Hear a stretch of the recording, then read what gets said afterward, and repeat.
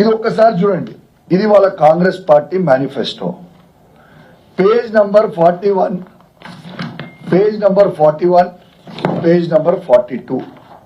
వీళ్ళు దీంట్లో డేట్లతో సహా మేము ప్రకటిస్తామని చెప్పింది కాంగ్రెస్ పార్టీ మేనిఫెస్టోలో నిజమా కాదా? మీరు తెలంగాణకి నిరుద్యోగులకి మీరు జవాబు చెప్పాల్సిన అవసరం ఉన్నదా లేదా? మీరు చెప్పింది ఏంది, మీరు చేసింది ఏందని నేను అడుగుతా ఉన్నాను. ఆ రోజు పెద్ద పెద్ద పేపర్ యాడ్లు, ఆ రోజు పెద్ద పెద్ద పేపర్ యాడ్లు ఇచ్చారు.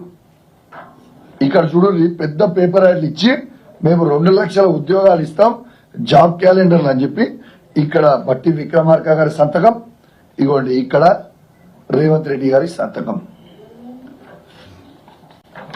ఈ సంతకాలు పెట్టి అబద్దాలు చెప్పి ప్రమాణాలు చేసి మీకు కొంచెం కూడా సిగ్గు అనిపిస్తలేదా?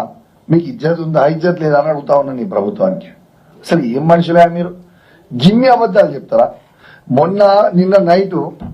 నిన్న ఈవినింగ్ తెలంగాణలో ఉన్న ప్రతి యువత మీ జాబ్ క్యాలెండర్ కోసం ఎదురు చూసిండ్రు.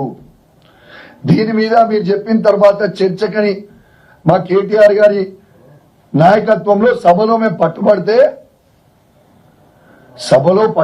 చర్చ చెప్పాలి, దీనికి జవాబు చెప్పాలి, ఇది ఉత్తిత తూతు మంత్రం పేపర్ ఇది అని కేటీఆర్ గారి నాయకత్వంలో మేము శాసనసభ్యులు అందరం కూడా చర్చకు అడిగితే ఇయ్యకుంటే మేము గట్టిగా అడిగినప్పుడు ఏం చేస్తారు ముఖ్యమంత్రి రేవంత్ రెడ్డి గారు? వచ్చి ఏదేదో మాట్లాడేసి మీరు దానం నాగేందర్ గారికి మైక్ ఇవ్వమని చెప్తాడు. దానం నాగేందర్ గారికి మైక్ ఇప్పించి మేము నిరుద్యోగుల పక్షాన ఖచ్చితంగా మాకు కావాలి మైకు, దీని మీద చర్చ కావాలి, మేము డీటెయిల్ గా అడగాలి అని మేము అడుగుతున్న సందర్భంలో మైక్ ఇచ్చి శాసనసభ్యులని ఇష్టం ఉన్నట్టు నోటికొచ్చినట్టు అసలు చెప్పరాని పదాలు బెదిరిస్తూ మీ తోలు తీస్తా అని, మిమ్మల్ని హైదరాబాద్ లో తిరగనియా అని, మీరు ఎట్లా తిరుగుతారో చూస్తా అని చెప్పుడు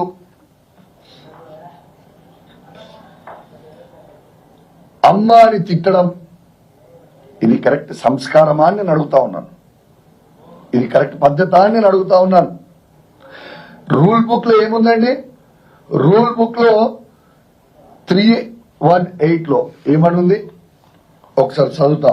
A member desiring to make any observation on any matter before the house shall speak from his place, allotted place అని ఈ బుక్ లో, ఈ అసెంబ్లీ రూల్స్ బుక్ లో రాసి ఉంది.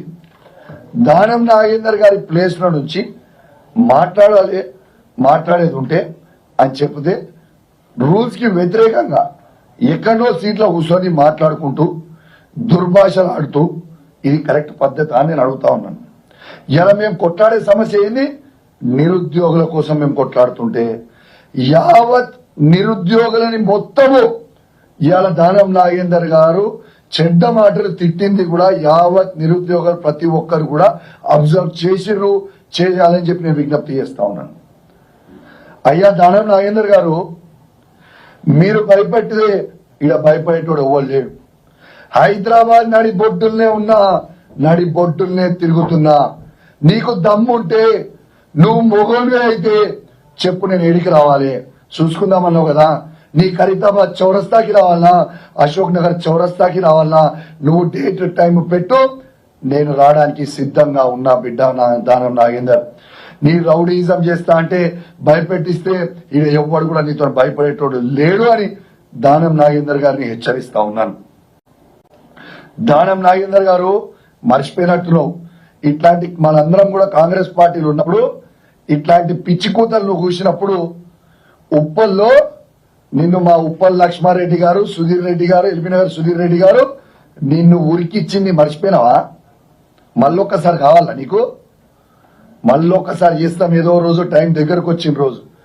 నీకు నడవనికినే చేత కాదు, నువ్వు నన్ను ఉరికిస్తావే? నీ 65 ఏళ్ళ నువ్వు, మేము 39 ఏళ్ళు. నీకే అంత దుల ఉంటే మాకెంత దుల ఉండాలి బ్రదర్? నోరు దగ్గర పెట్టుకొని మాట్లాడు.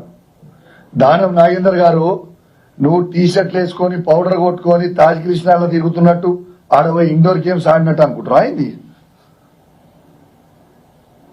ఇక్కడ ఉన్నది కేసీఆర్ నాయకత్వంలో, ఇక్కడ ఉన్న మేము అందరం కూడా శిష్యులము, కేసీఆర్ గారి శిష్యులము.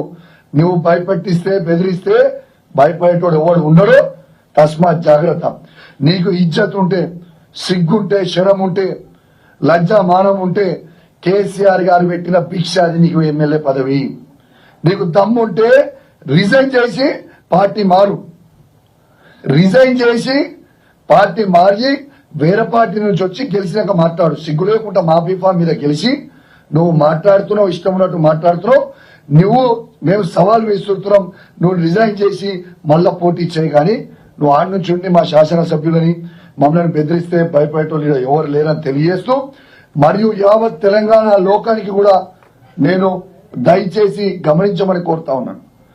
ఒక శాసనసభ్యుల్నే స్పీకర్ సాక్షిగా మిమ్మల్ని చంపేస్తాము, మిమ్మల్ని రోడ్డు మీద తిరగనీయము అని బెదిరిస్తా ఉంటే ఇవాళ ప్రజల పరిస్థితి ఏందో ఒక్కసారి మీ అందరు కూడా ఆలోచన చెయ్యండి అని తెలియజేస్తూ సెలవు తీసుకుంటా ఉన్నాను. జై తెలంగాణ, జై కేసీఆర్. అసలైన తొలి వెలుగు. ఫాలో వాట్సాప్ @తొలి వెలుగు official.